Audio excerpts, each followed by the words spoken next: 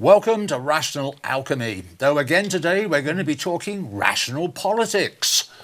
I'm joined at the table by Diane, who is running for Mayor of Longmont. Diane, welcome to the table. Thanks for having me, Nigel. Why don't you give us a brief overview of yourself? Let's see, I was elected in 2023 to represent Ward 1. Ward 1 is the northeast side and goes all the way down to Sandstone Ranch. I actually split the counties. I'm in both Boulder and Weld County. Oh, wow. In Ward 1. At that time, I talked about filling the north side Safeway on 17th and Pace. It had been empty for 5 years, maybe 7, and was really stressing that economic center. And it took a little while. We had about 3 different prospects, but we have somebody in there now. The construction fences are up, and it's going to be a Vasa Recreation Center. Oh, nice. Yeah, it solved 2 problems because we wanted more city services on the northeast side of town as well. Yes. And so now we have some recreation, and we think we'll get a lot more foot traffic there in the economic center. And then we also, my collaboration with my colleague, the Mayor Pro Tem, we were able to talk to the library board and Friends of the Library and talk about putting in library lockers to extend library service to that end of town as well. And those lockers are going to go into the Centennial Clark Park there at Centennial Pool, just outside the pool. Yes. And then we'll do another set of lockers on the northwest side over by the Ascent program, which is new affordable housing that'll be opening soon. Right. Right there. So it extends library service to neighborhoods that maybe might have a hard time getting all the way downtown to use the library, and also recreation services much closer to home. It's a great shame they hadn't done this a little earlier, because parking near the library can get quite difficult during the day. It can, yeah. Yes. Yeah. And us doddering old fools, you know, we like to park as close as we can to somewhere. Right. So, Yeah. you know, Yeah. that to us is important. Let's talk about traffic safety within the town, and also let's talk about the way that Longmont is growing. Okay. Okay, because the two are obviously very related. I've lived in Longmont now since '91, and I have seen an awful lot of growth in the town everywhere. Do you think the town has grown too quickly, or do you think it's been just right, or what are your feelings about the way that Longmont has grown? Because I know you've been here about the same length of time that I have. I have, yeah. So you've seen exactly the same that I've seen. So I have, What are your yeah. feelings about it? Well, okay, so prior to being on the council, I was on the transportation board for 2 years. And you're very cleverly and skillfully pulling all this information out of me, so thank you for your questions. Something that I learned on the transportation board is that originally Longmont was centralized in its transportation. In other words, you know, we're very Main Street centric, and everything panned out from there. Mm-hmm. And of course the train came through just east of there, and the town built up around the train. So that's how transportation kind of drives growth. However, our transportation didn't scale with the way we grew, and that's a conversation I've had with engineers. Yes. And so we really have to reconfigure how we work our transportation. And the idea now with Vision Zero, and which was one of our transportation board initiatives, and with Bus Rapid Transit, and you know, talking about having more connections outside of town to get to Denver. The idea is that the major and regional transportation goes around the city, and we keep the center soft, so we can actually drive 25 miles an hour without pressure to, you know, speed it up to 40. Right. Yeah. So we have Ride Longmont, which is a dial-up, or you can use an app service. It's $2 a ride, $1 if you're a senior or a child, or if you have a disability. And that service will go all the way out to the mobility hub there at Firestone, where you can catch a CDOT bus, not an RTD bus, but a brand new CDOT bus that'll get you all the way down to Union Station in Denver. Oh, okay. Yeah. So, and these are Lux buses, brand new, Wi-Fi enabled, perfect for commuting. Right. Yeah. Absolutely perfect. Talking of traffic safety, okay, one of the things I've noticed with the growth of the town, though, is that the driving seems to be getting worse and worse. And I've seen so many people just blow through red lights now, it's not even funny. It's got me worried. So I'm now extra cautious whenever I go through a pair of traffic lights. What are your feelings about that? And is there anything we can do to mitigate it? Or Yeah, that's part of the Vision Zero initiative. And if anybody's interested in participating in Vision Zero, we get together on even months. So I guess the next one would be in October, first Thursday, down at the Senior Center. One of the things, you're not wrong in your assessment. They set up cameras at 17th and Main. I think it was over a 4 or 5 month period and recorded about 17,000 running red lights. good grief. Yeah, so it's like, oh my gosh, all we had to do was ask Nigel. I underestimated. Right? Our city manager was shocked. So initially, what we're going to do is we're going to put in red light cameras where we know there's difficulty, and I know that's, it's do we want to save lives or are we worried about privacy? It's a little bit of both. What we're hoping to do. I'm going to disagree. Saving lives is far more important. I think it has to do with time.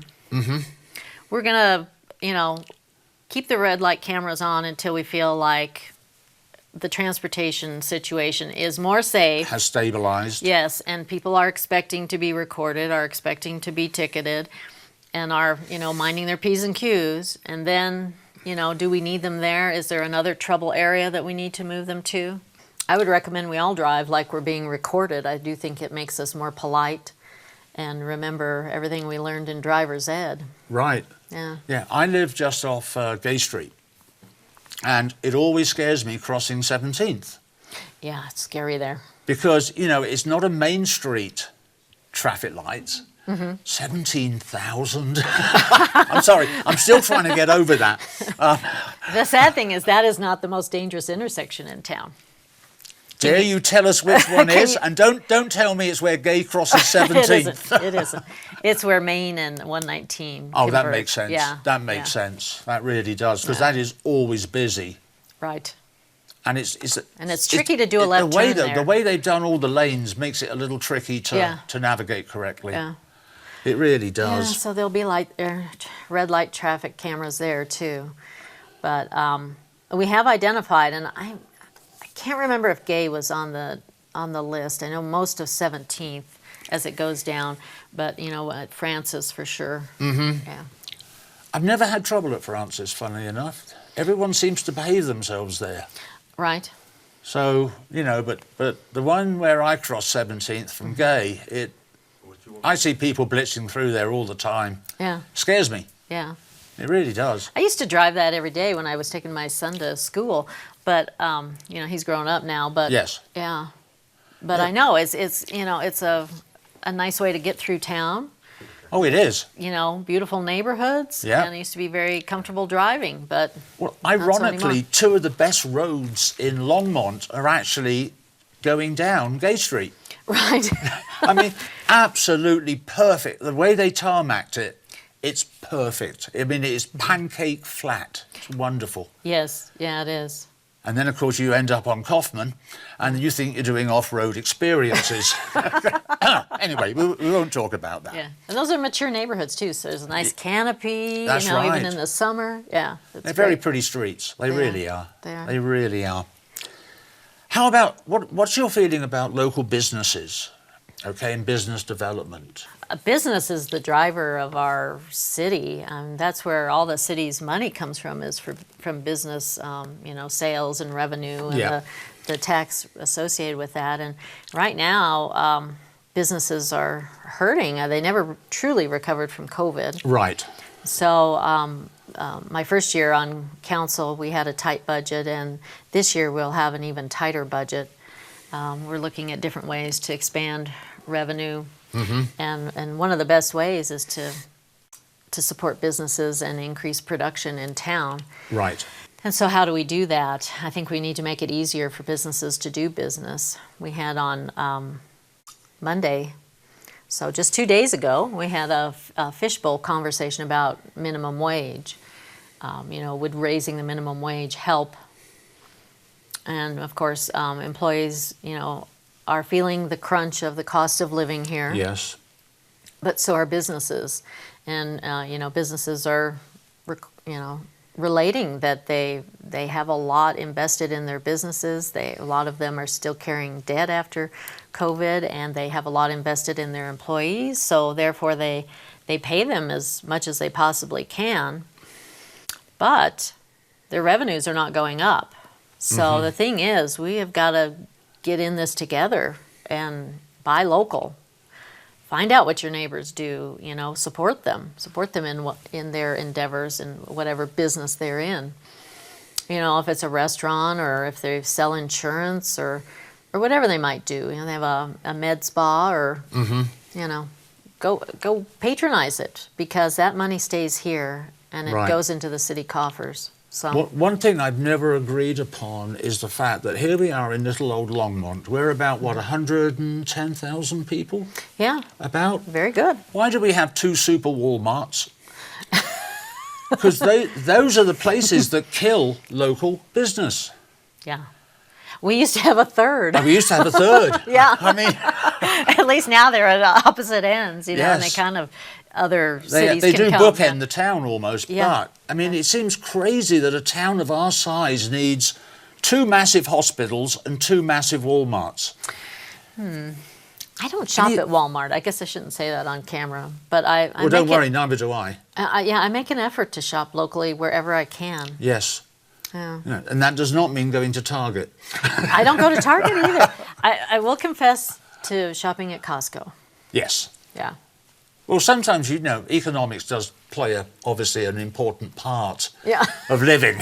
It does, and boy, they have some good deals at Costco. But back in the day, I used to go to the pantry market too, Right. and I wish we still had a Yes. corner store.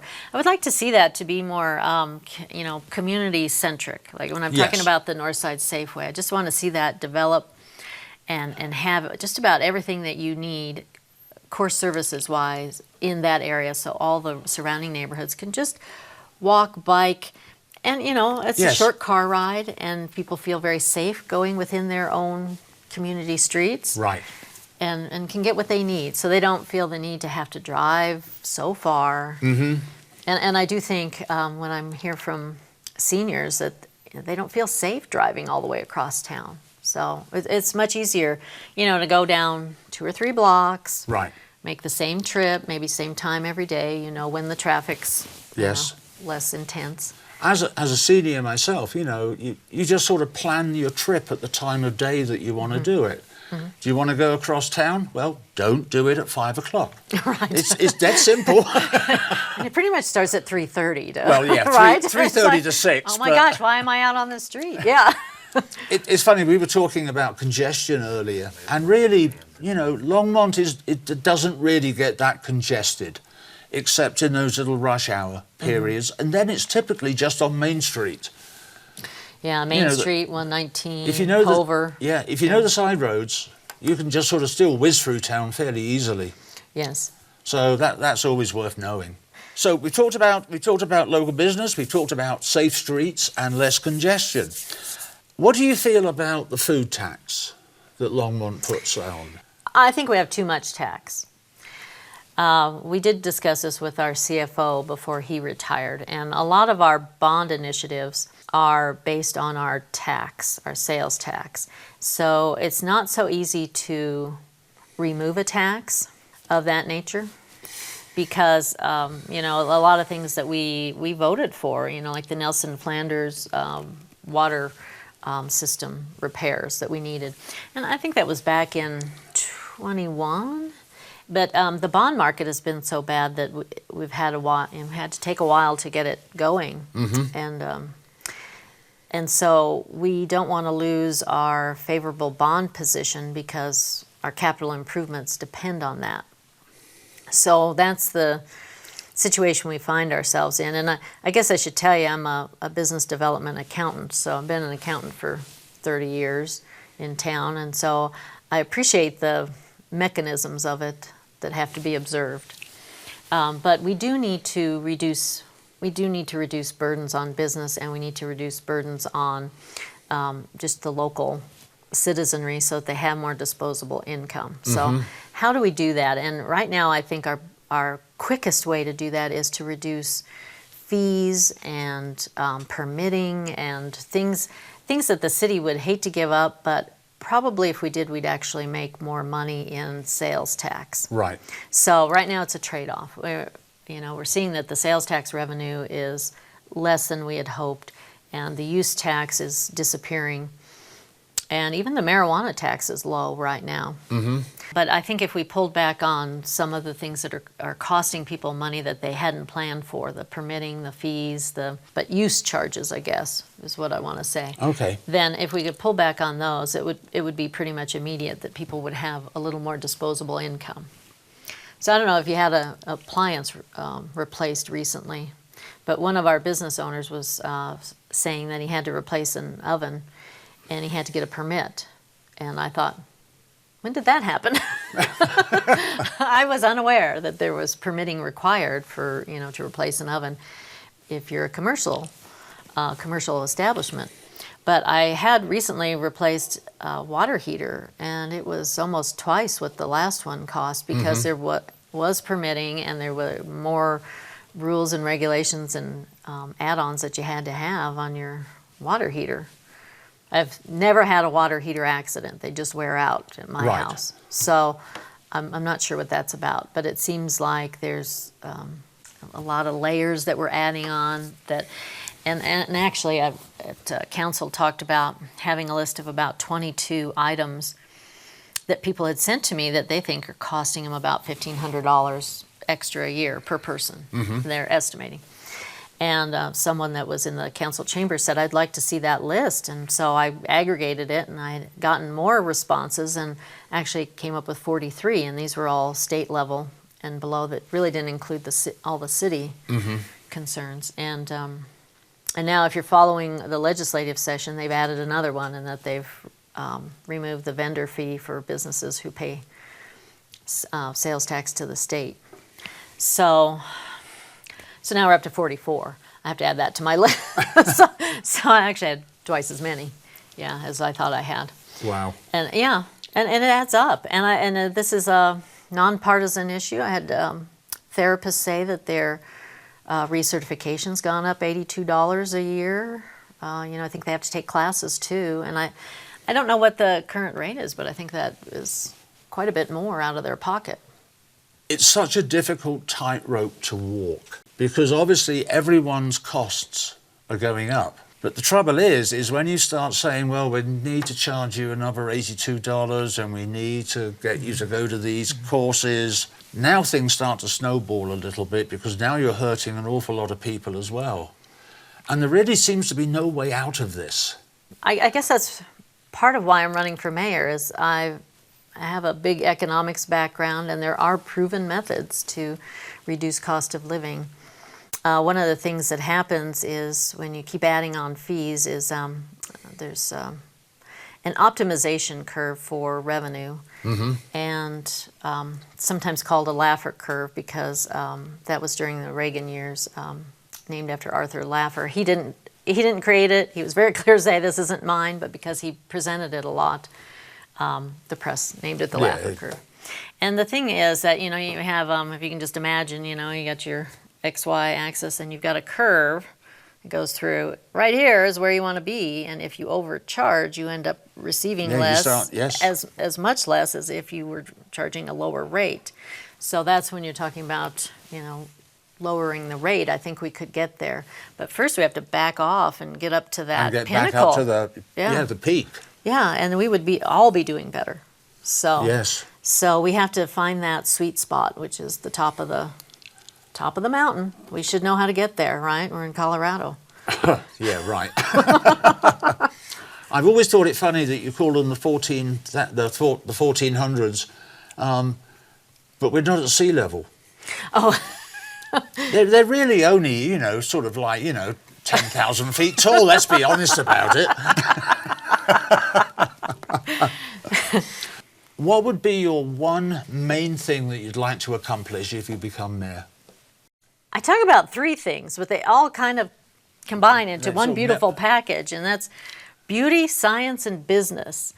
And I think Longmont has always been the best at all three of those. It's a beautiful town. You can see why our founders chose to set up roots Yes. here. And science, we've always been ahead in innovation. And then business, our local business and the types of businesses that want to set feet here is, has to do with our innovation. So, those three together make for a beautiful scenario. And we need to get back to those basics. Right. Remember who we are, what brought us here. And for one thing, it was beauty, of course. Yes. But also it was an opportunity for me. I was, freshly out of university and had one other job, and I had so much opportunity here. And I know that brings other people here as well. Oh, absolutely. Yeah. That's why we filled up so quickly. Yeah. Yeah. And there's businesses that are, that are on the pinnacle of new innovation. I mean, we're becoming a center for AI and quantum physics and all the science and technology and changes that that's going to bring. I mean, look at what Longmont's done. The first thing they did when the Chicago colony bought here is they secured the water Yes. and dug those ditches by hand. And then, we came up with LPC. We developed our own, I should say what LPC is. We developed our own electric company, and then we developed our own Nextlight, fiber optic. We've been ahead of all of our neighbors. Right. So often when they come to town, they say, we always want to know what Longmont's doing because because we know where we need to go. Right. Yeah, and That's so interesting. yeah, let's come back to that, and we can go. All we have to do is decide that that's where we're going, and that's and we'll get there. Right. So we need to do this together, and Yes. if we want to fix this, we can. So. It'll be okay. Everything's going to be okay, I guess is the message I want to say. And I have 30 years experience now in many different industries. I know how to build an economy. I know how to make the city run a little bit more efficiently like a business. It's interesting because government is never exactly business, but it is business adjacent. Right. And so we are invested in business as well. Without good government, the populace becomes very unhappy, and the businesses become very unhappy. And true. now you've got a real problem on your hands. Yeah. So, picking the right people for government, and it doesn't matter what government, whether it's town, county, state, America, Yeah. doesn't matter. Got to pick the right people for the right jobs, otherwise the whole thing just falls apart. That is absolutely very wise. Yeah. My big question to people as I've been out talking with the neighborhoods is, why are we so frustrated? Why are we so angry? In fact, I'm going to put a pop-up page on my website, so I would like to hear what people think is the reason that people are so frustrated. And that could be themselves, it could be, other people that they've observed. Because we have a lot of people come to council and they've got concerns, considerations, they're frustrated, they want to see action, and it's like, why are we at this juncture? We used to have a really good, culture here. Right. I would say, help each other out like nowhere else in the country. And I still see that, but I see that there's a lot of frustration too. And I think we need to address that. I think that's part of the beauty of how do we rebuild our culture? How do we get on board with each other? Right. And, once we have a direction, we're going to steer that ship. We need everybody to be rowing in tandem. Diane, it's been wonderful having you to come in and chat. Do you have any final words? Why should I vote for you? Well, I think it's a vote to restore Longmont. We need, and it's not just me, I can't do it on my own. We have 4 seats that are changing in this election cycle. We need people who are at least business aware, if not business savvy. who can look at things through that lens. You know, we've done a lot with housing, but now we need to look at affordability. So we really need those types of skills. And so we have 4 seats. We have 2 of the at-large and the Ward 2 seat, and then the mayorship that's up for election. And 2 of us, myself and the mayor pro tem, are both running for mayor. And we're both going to continue on the council, and we collaborate beautifully. So we are going to go in this direction. Just get us the help that we need. And as we said earlier, if you get the right people in the right positions, some things become obvious. They really do. Thank you for your insights. You were very wise in acknowledging that. Well, I sort of look at Washington and see all the wrong people in the wrong positions and go, haven't they learnt anything yet? Diane, thank you so much for joining us at the table, and it's been an absolute pleasure talking to you. Oh, likewise, likewise. Good luck in your campaign. Thank you. Thank you very much for joining me. I'm Nigel Aves, your host. The table will always be here, and the Captain's Lounge Studios welcomes you back at any time. Thank you. Bye-bye.